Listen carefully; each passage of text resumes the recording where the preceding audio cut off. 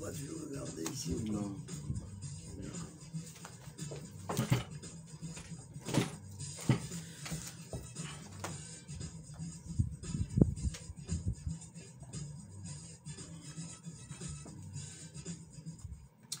C'est le premier numéro du débat de cette semaine. Mesdames et messieurs, bonjour et bienvenue sur la 95.5.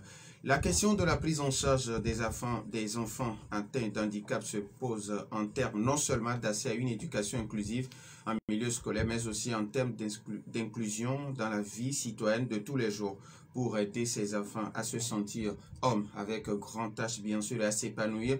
Certaines associations vont voir jour. Au rang de ces regroupements figure l'association togolaise pour les droits scolaires des enfants handicapés. Quels sont les appuis de l'association en faveur de ces enfants en situation de handicap? Pour y répondre, je reçois en studio M. Egbenimon Eyessi. Il est le directeur exécutif de l'ATDSPH. Alors, M. Eyessi, bonjour. Bonjour, monsieur Norbert. Merci d'avoir accepté notre invitation. Tout le mérite vous revient parce que c'est vous qui m'avez invité pour parler de notre association. Donc, merci à vous. Les auditeurs peuvent participer au débat sur la page Facebook de Nana FM ou par téléphone à partir de 7h35 minutes sur le 91 09 71 71 ou le 96 61 58 58 avec Stan Teko à la mise en onde. Je suis Norbert Djouradi. Une fois encore, merci de faire confiance à Nana FM. Alors, monsieur, et si vous voulez bien nous présenter l'association togolaise pour les droits scolaires des personnes handicapées. Merci. D'abord, je dis merci à la radio Nana FM pour nous avoir donné cette occasion de parler de notre chère association, Association togolaise pour les droits scolaires des personnes handicapées, en abrégé ATDSPH. Elle est créée le 3 juillet 2002 et a son siège à Lomé, plus précisément dans l'enceinte du collège Monseigneur Joseph Strebler. Comme toute autre organisation, elle est régie par des tests, notamment des statuts et règlements intérieurs. Elle est dotée d'un conseil d'administration qui a mis sur pied une direction exécutive dont je suis le premier responsable.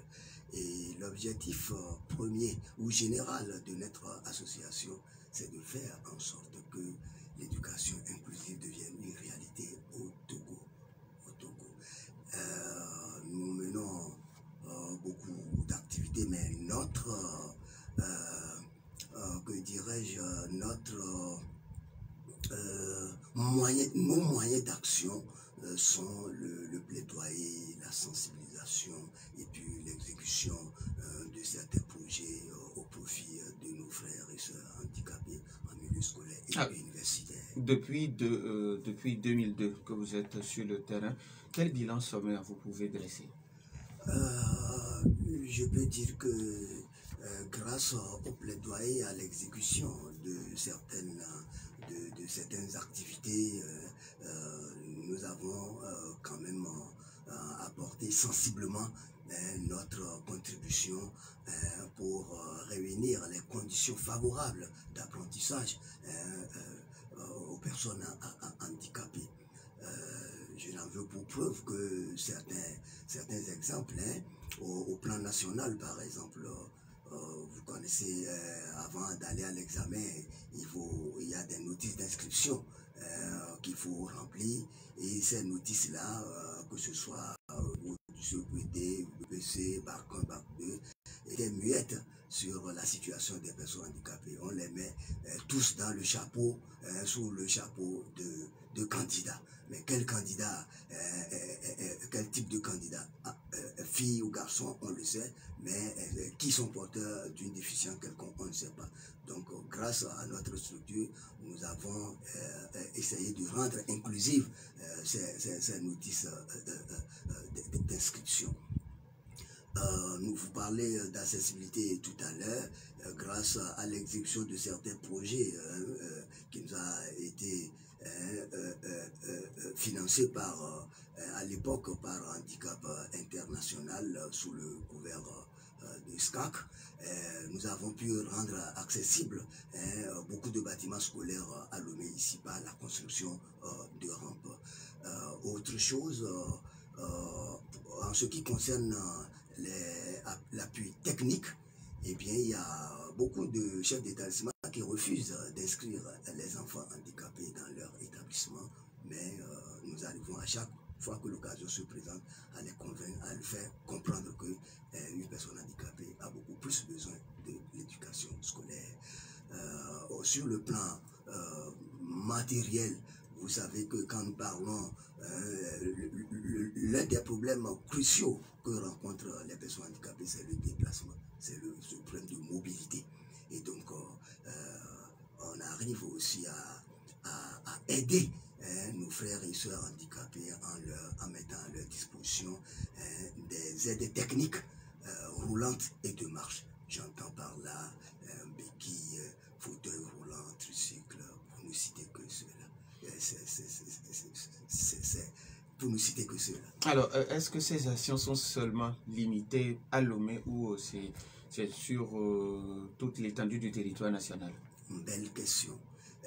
Si je prends les aides à notre appui technique, eh bien c'est sur toute l'étendue du territoire national.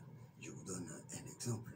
À la veille de l'examen du bac 1 ou du BPC, voilà un candidat handicapé qui est à Sokodé et qui doit, non-voyant par exemple, qui doit parcourir 20-22 km pour pouvoir aller dans son centre d'examen, on intervient et on le ramène dans un centre d'examen le plus proche. Est-ce que vous voyez, sur le plan même matériel et pourquoi pas financier, et nous n'avons pas beaucoup de moyens, mais on le fait souvent. Et surtout, je sais que nous avons mené des activités dans les plateaux et plus précisément dans la préfecture de Logou où nous avons appuyé matériellement et financièrement certains enfants handicapés. Alors aujourd'hui, monsieur, est-ce que le regard des autres vis-à-vis des personnes handicapées a changé? Changer, c'est trop dit, parce que nous sommes des humains, il y a des gens qui comprennent, il y en a qui sont toujours dans leur logique, parce qu'il y a des facteurs sociaux et tout ça là qui pèsent sur la mentalité des gens, mais je dis que c'est nettement mieux par rapport aux années 90. Aujourd'hui, beaucoup de gens comprennent que la personne handicapée est une personne comme toute autre, à part entière. Et dans les ateliers, dans les rencontres, on comprend davantage que la mentalité commence à changer. Cependant, je viens de le dire tantôt, vous ne pouvez pas penser que malgré toutes nos activités de sensibilisation, il y a encore des chefs d'établissement dans ce pays qui refusent d'inscrire les enfants handicapés parce que pour lui, il ne voit pas l'importance d'inscrire un enfant handicapé. Vous voyez, donc le regard commence à changer et il y a une nette amélioration, mais ce n'est pas le tout achevé. Alors, dans le cadre des préparatifs de cette émission, j'ai approché certaines personnes qui m'ont dit le premier regard, c'est le parent même qui croit que parce que son enfant est handicapé, la société n'a pas besoin de lui. Effectivement, vous avez parfaitement raison parce que en ce 21e siècle, effectivement, il y a encore des parents qui cachent leurs enfants à cause du simple fait qu'ils sont porteurs d'une déficience quelconque. Ça, ils n'ont pas menti. C'est pour cela qu'au cours de nos émissions, nous sensibilisons davantage au lieu de sensibiliser l'État, la société, etc.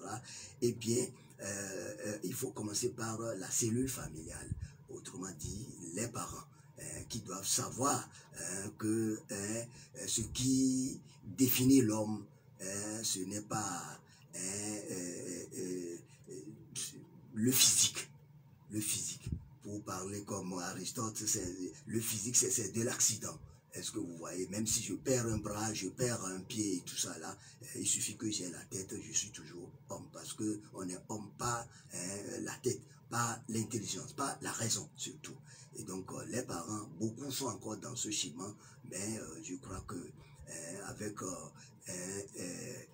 les exemples de personnes handicapées qui ont réussi certains modèles que nous brandissons aujourd'hui, beaucoup de parents commencent aussi à comprendre qu'un enfant handicapé, il faut en prendre soin. Alors, combien de personnes vous assistez en tout? Ce serait difficile de vous dire depuis notre création ou depuis la création de la TDFPA jusqu'ici.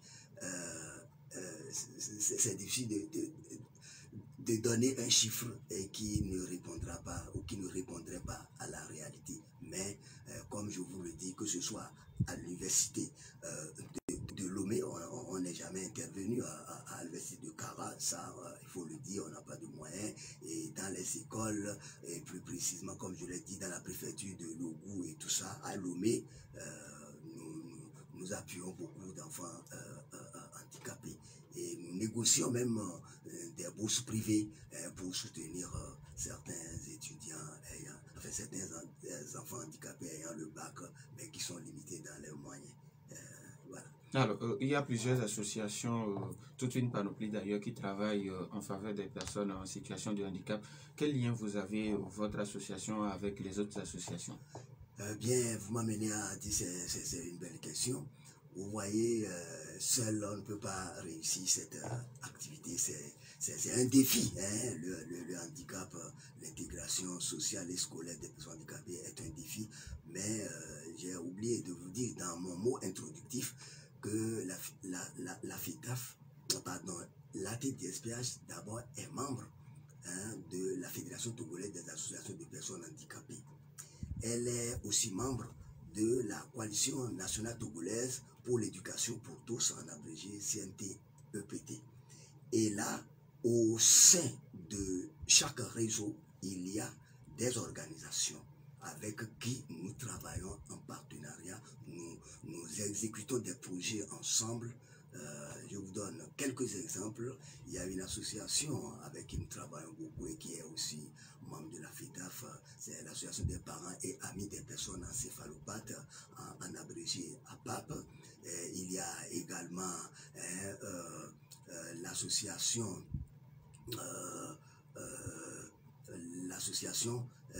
d'aide aux enfants malentendants et sourds à TEDMES. Il y en a beaucoup. On travaille de concert parce que seul on ne peut pas tout faire. On travaille avec les associations seules. Alors, la semaine dernière, vous étiez devant les hommes de médias où vous avez présenté certaines doléances pour que les personnes en situation de handicap puissent vivre encore mieux. Alors, est-ce que vous voulez bien revenir un peu sur quelques-unes de ces doléances? Oui. D'abord, je l'ai dit que l'objectif premier ou notre préoccupation première, c'est de faire en sorte que toutes les écoles du Togo soient rendues inclusives. Et donc, l'un des critères d'évaluation, voilà, d'une école inclusive, c'est l'accessibilité. Et donc, vous ne pouvez pas imaginer, mais l'accessibilité, c'est un grand chapeau. Mais je parle ici de l'accessibilité sur le plan physique. Autrement dit, les barrières architecturales que présentent nos bâtiments scolaires sont source ou expliquent l'abandon de l'école de beaucoup d'enfants handicapés, la déperdition scolaire, l'analphabétisme et pourquoi pas la mendicité. Et donc l'État ayant compris cela, ayant compris ça, s'étant rendu compte que l'accessibilité est l'un des facteurs déterminants de l'inclusion scolaire, eh bien, a pris une décision. La décision est que chaque fois qu'on veut construire des bâtiments scolaires, il faut intégrer l'aspect accessibilité en dotant ces bâtiments-là de rampes.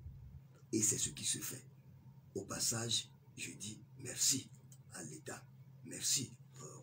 Et félicitations au ministre des Enseignements primaires et secondaires, de l'artisanat technique et de l'artisanat, parce que c'est lui qui veille, ce ministère qui veille à l'exécution, au respect et à l'application de cette disposition. Et cela se fait. Maintenant, nous posons cette question. Les écoles qui étaient, ou les bâtiments qui étaient construits depuis les temps coloniaux jusqu'à la veille de cette décision et qui sont inaccessibles et debout dans les écoles, on ne peut pas les détruire. Que faut-il faire?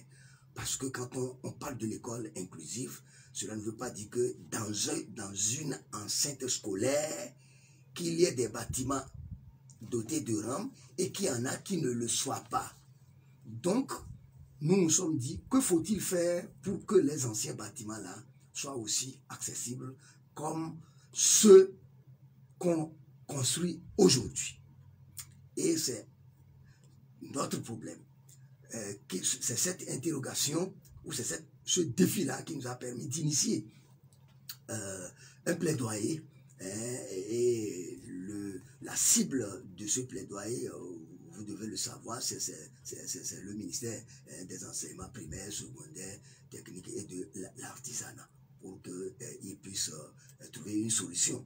Mais nous avons beaucoup réfléchi parce que l'État qui a beaucoup de défis à relever aujourd'hui, insuffisance de salles de classe, insuffisance d'enseignants, encadreurs pédagogiques et tout, et on ne peut pas aller lui dire aujourd'hui, maintenant il faut construire des rampes ou doter de rampes les anciens bâtiments. C'est irréaliste.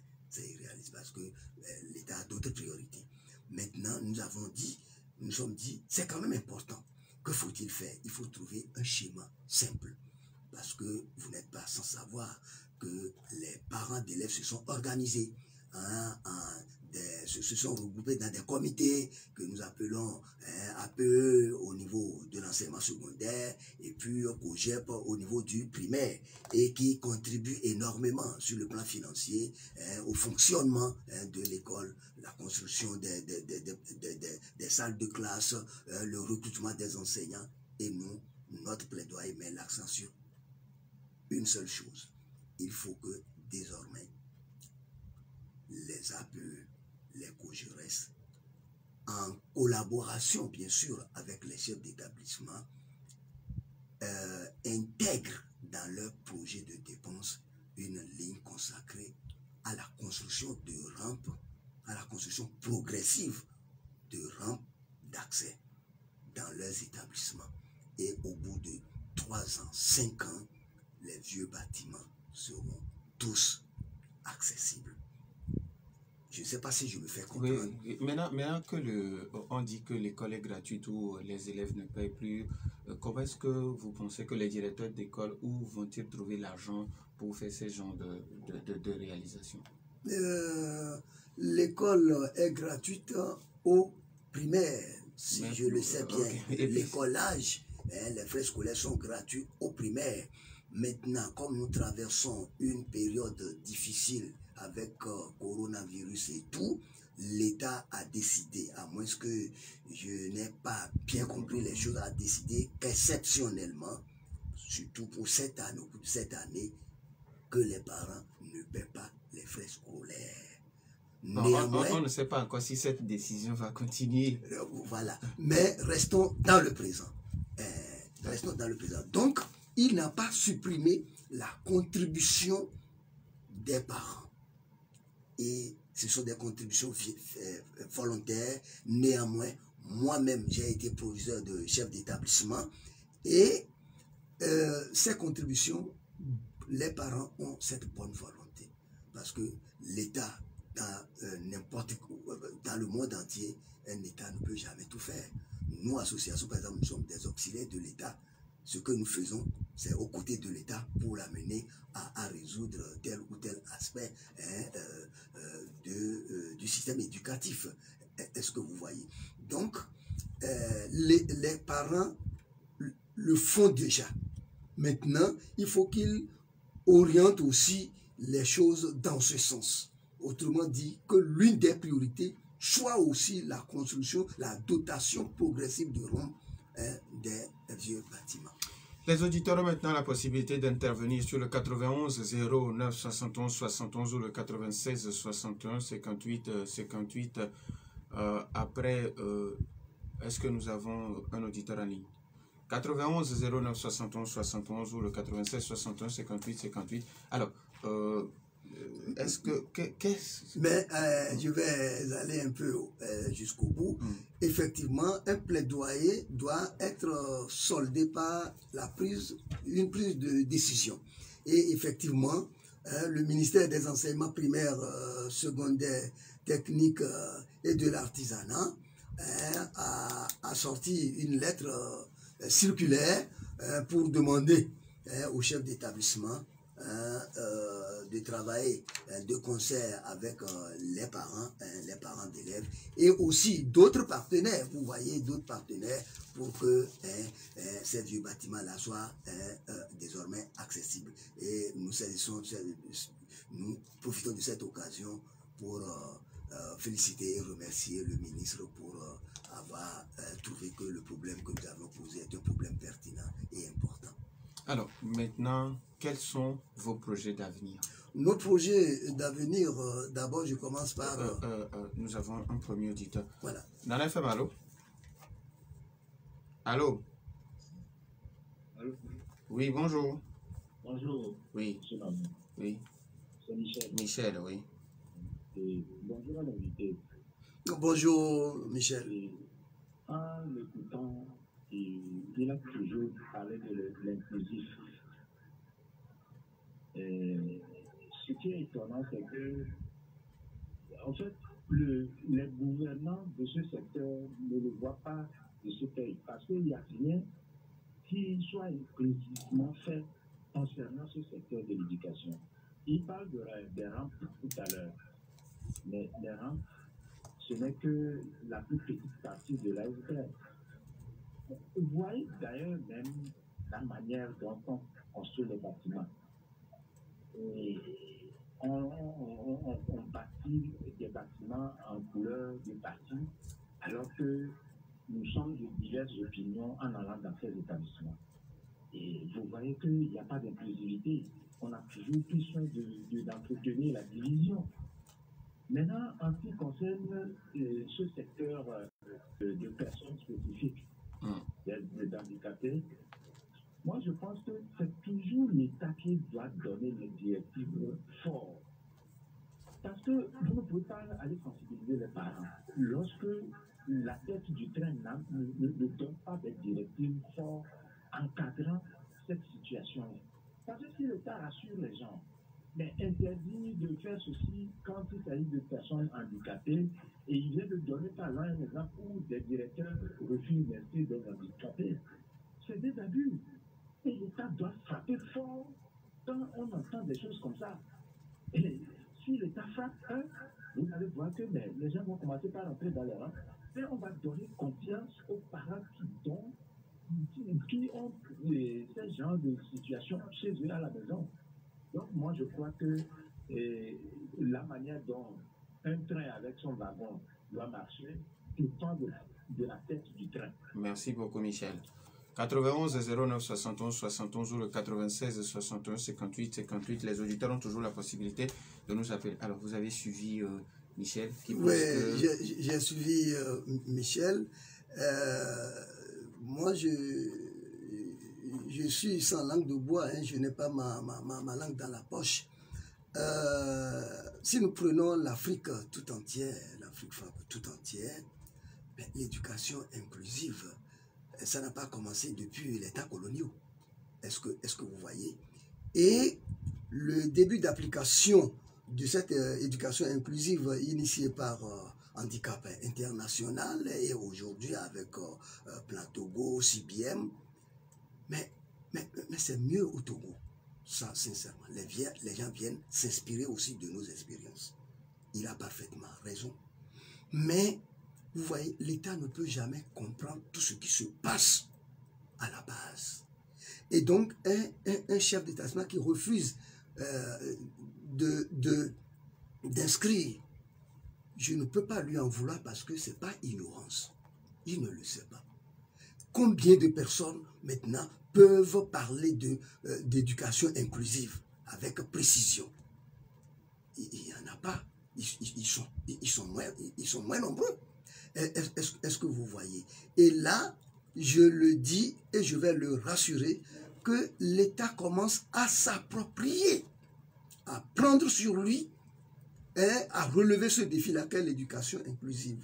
Je n'en veux pour preuve que l'adoption de deux documents importants. Quel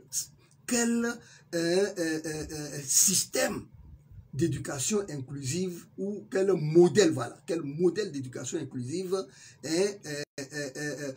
répond bien à la réalité du Togo. Là, nous avons déjà ce texte. Si on veut mettre l'éducation inclusive aujourd'hui, le modèle, nous l'avons. Les normes et les standards d'une école inclusive, l'État en a adopté. C'est déjà un peu. Je le rassure aussi que l'État, par le biais du ministère des enseignements primaires, secondaires, techniques et de l'alphabétisation, ce ministère a créé ou a mis sur pied un comité thématique, un groupe thématique chargé de l'éducation inclusive. Et moi-même qui parle, je siège au sein de ce comité. Tout récemment également, le ministre a mis sur pied une équipe technique ad hoc pour faire un travail de fond pour qu'il y ait des tests qui régissent désormais comment nous allons harmoniser, comment nous allons créer des conditions favorables de passage des examens nationaux par les candidats handicapés. Et l'équipe ira très loin pour voir dans les établissements, dans les écoles spécialisées, dans les centres spécialisés, les écoles d'accueil et tout ça, comment on évolue, comment l'apprentissage se fait pour qu'on puisse apporter beaucoup plus d'amélioration. Ça, c'est des pas de géant. Donc, il a raison, mais sanctionner, on n'est pas encore à ce niveau. Parce qu'on ne peut pas sanctionner un ignorant qui ne maîtrise pas vraiment certaines réalités. Voilà. Et nous aussi, c'est notre devoir de sensibiliser même aussi l'État, le gouvernement, le ministère. Parce que c'est pas parce que c'est le ministère des enseignements primaires, secondaires que là-bas, tout le monde est censé maîtriser ce qu'on appelle, ce qu'on doit devoir entendre par éducation inclusive. C'est un combat pour nous. Alors maintenant, vous revenez sur vos projets d'avenir. Nos projets d'avenir, comme je lui ai dit, une chose est d'avoir, par exemple, la décision du ministre. L'autre chose, c'est de veiller à ce que cette décision-là soit appliquée dans la réalité. Et donc, nous allons initier un projet sur 3 ans pour que on va recenser ces établissements-là à un moment donné, lesquels sont déjà rendus accessibles, lesquels qui sont en voie de l'être. Est-ce que vous voyez? Et nos projets d'avenir, c'est de faire aussi en sorte que l'éducation inclusive, que beaucoup d'enseignants, beaucoup de chefs d'établissement, les inspecteurs maîtrisent d'abord ce que nous allons devoir entendre par éducation inclusive et tous les contours. Quelles sont les conditions qui nous permettront de réaliser cette éducation inclusive. Et là, on va aussi sensibiliser beaucoup l'État pour qu'il y ait aussi des fonds spéciaux pour gérer l'éducation inclusive dans notre pays. La formation des enseignants spécialisés, c'est très important.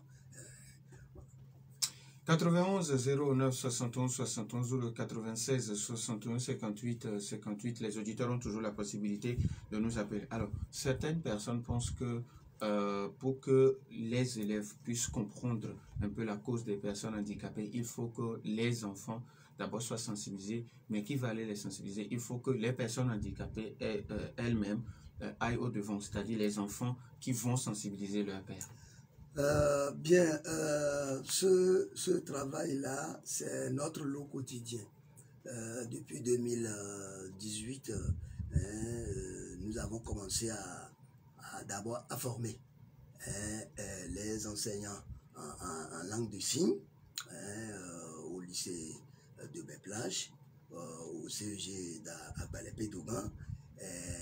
On a aussi sensibilisé le personnel enseignant et administratif. Et on est passé aussi dans les classes où il y a toujours des apprenants handicapés, mais cela revient aux associations, vraiment aux organisations de personnes handicapées, de faire ce travail.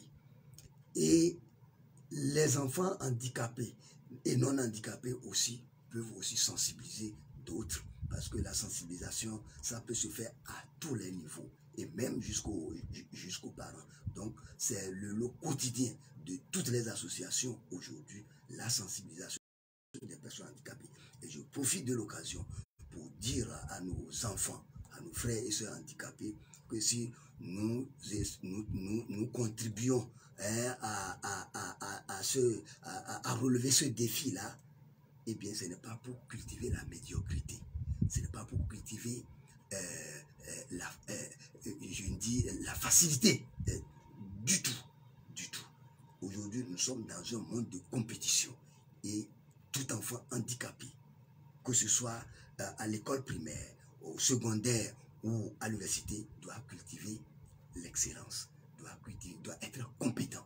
Et c'est ce que nous souhaitons. Les parents également, comme je l'ai dit tantôt, doivent savoir qu'un enfant, votre enfant handicapé, peut faire la fierté de votre famille, de la famille, peut-être que plus que certains enfants qui ne sont pas handicapés.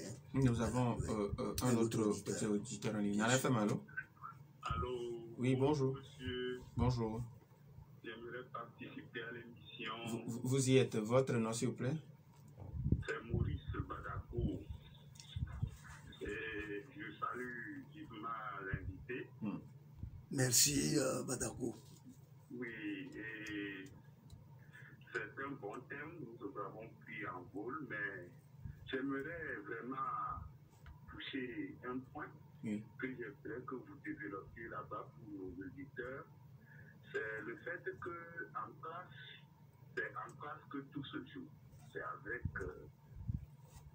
vous avez parlé de l'accessibilité de nos enfants en classe. C'est vrai. L'accessibilité liée à l'information et à la communication. C'est ce point. Parce qu'il y a des préjugés qui ont la vie dure en classe. Et l'un de ces préjugés, c'est que nos enfants handicapés, une fois en classe, vont ralentir les cours.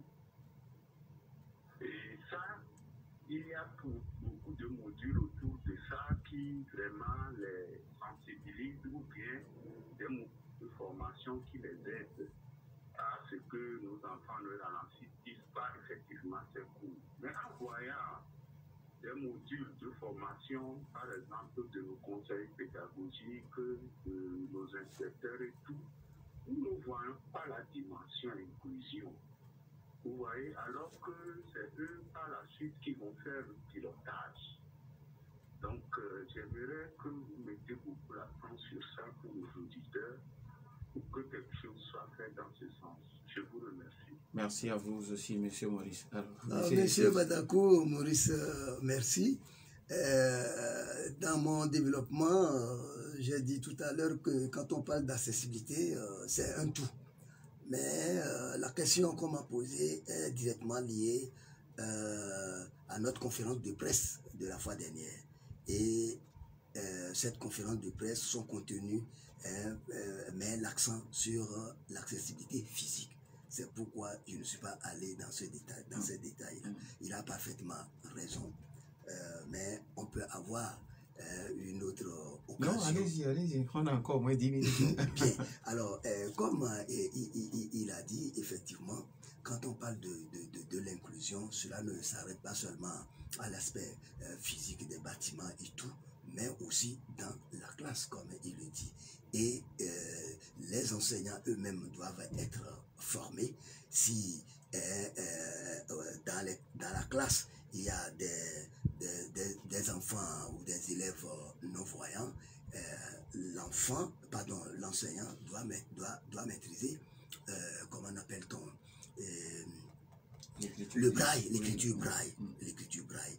Et s'il y a aussi des enfants handicapés auditifs, eh bien, il y a aussi la langue des signes. Et le matériel pédagogique aussi doit être aussi adapté. L'État aussi doit voir tous ces aspects. Il a parfaitement raison. Même la couleur du bâtiment, tout ça là aussi joue un rôle très important. Comme il le dit, les conseils pédagogiques qu'on est en train de former, les inspecteurs, est-ce qu'il y a ce volet-là d'inclusion? Point d'interrogation. Là, nos autorités aussi nous écoutent.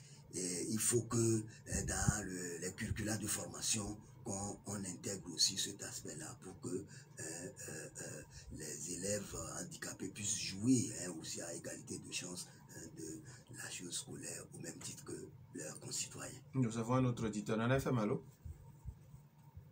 Allô? Allô? Allô? Oui, bonjour.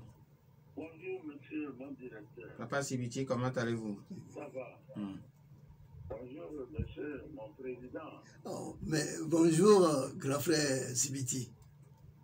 Que Dieu vous bénisse et continuez l'effort. Merci, merci. Le leader qui m'a précédé a parlé de retard provenant de certains de nos enfants handicapés. C'est pas leur niveau, c'est au niveau des enseignants. Dans le primaire, les matières, c'est 30 minutes. La plus grande qui prend du temps, c'est 45 minutes. Le maître veut aller vite, vite. Il ne veut pas l'adapter au niveau de ces élèves-là. C'est au maître qu'on nous devons demander ce sacrifice-là. Deuxièmement, les classes. Vous savez, vous avez parlé des rangs. C'est-à-dire les anciennes, qui fait les basses classes, un certain niveau, les premiers niveaux, il n'y a pas de problème. On peut faire les escaliers. Troisièmement, ce que je voudrais dire, vos sensibilisations doivent être plus aiguës au niveau des élèves. Ceux qui ne sont pas handicapés parce qu'ils sont ensemble. Les petits enfants, vous savez, c'est lié à la pédagogie, même Victor Hugo l'a dit. Ils n'ont pas, ce temps est sans pitié. C'est les petits là qui se moquent de leurs collègues parce qu'ils ne sont pas comme eux. C'est à eux, vers eux qu'il faut aller. Même la morale dans les classes. Donc, moi, je vous conseille, c'est mon point de vue. Allez vers les enfants là. C'est que 1 jusqu'au CM2 et dans les autres classes. Merci beaucoup. Merci à vous aussi, monsieur Sibiti. Alors, vous avez suivi monsieur Sibiti qui pense qu'il faut demander aux enseignants de se sacrifier de plus. Et puis, la sensibilisation, comme on l'avait dit, que ce soit plus accru au niveau des élèves. C'est ça. Merci au grand frère Sibiti pour ses conseils que nous allons essayer de mettre en application. Nous le faisons déjà comme je l'ai dit. Il faut sensibiliser aussi les enfants ou les élèves non handicapés. On le fait même lors de la célébration du 3 décembre. Chaque année, nous organisons vraiment une activité qui regroupe pas mal de monde et nous menons cette activité de sensibilisation. Autre chose, comme il vient de le dire, si vous allez aujourd'hui à Daban, il y a des écoles pilotes, des écoles qui sont des écoles inclusives. Et là, les élèves réussissent bien et les conditions sont vraiment réussies, sont bien réunies, pardon. La même chose à Kara, pour ne citer que cela. Aujourd'hui, nos efforts doit aller vers la généralisation de l'éducation inclusive au Togo. Ce qu'il dit, ça se pratique déjà. Et ces enseignants-là sont préparés en conséquence. Ils ne sont pas aussi pressés et les élèves handicapés de toutes catégories dans la même classe sont à l'aise et ils apprennent bien. Donc nous allons prier pour que l'État aussi nous aide à généraliser pour que cela soit, cette activité-là, ce modèle d'éducation s'étende à toutes les régions de notre pays. C'est ça notre souhait.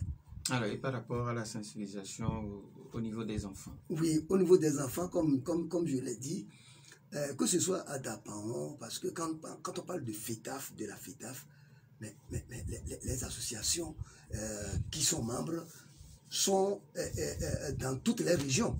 Et chaque association vraiment relève ce défi-là. Ce n'est pas quelque chose de nouveau. On sensibilise les parents. Et à chaque occasion, on sensibilise les parents, les élèves, handicapés, non handicapés, les autorités politiques, les décideurs, on le fait. On le fait. Il vient encore de nous donner un coup de fouet pour que nous le fassions encore davantage. Et je remercie Papa Sibiti pour avoir mis un accent particulier sur cet aspect, parce que grâce à la sensibilisation, eh bien, le comportement ne change que lorsque la mentalité a changé. Alors, vous avez sûrement un message à l'endroit des parents qui gardent encore leurs enfants handicapés à la maison? Pas seulement les enfants, mais je dis d'abord merci à la radio Nana FM qui est un partenaire privilégié et qui nous accompagne à chaque fois que nous avons des activités au profit des personnes handicapées.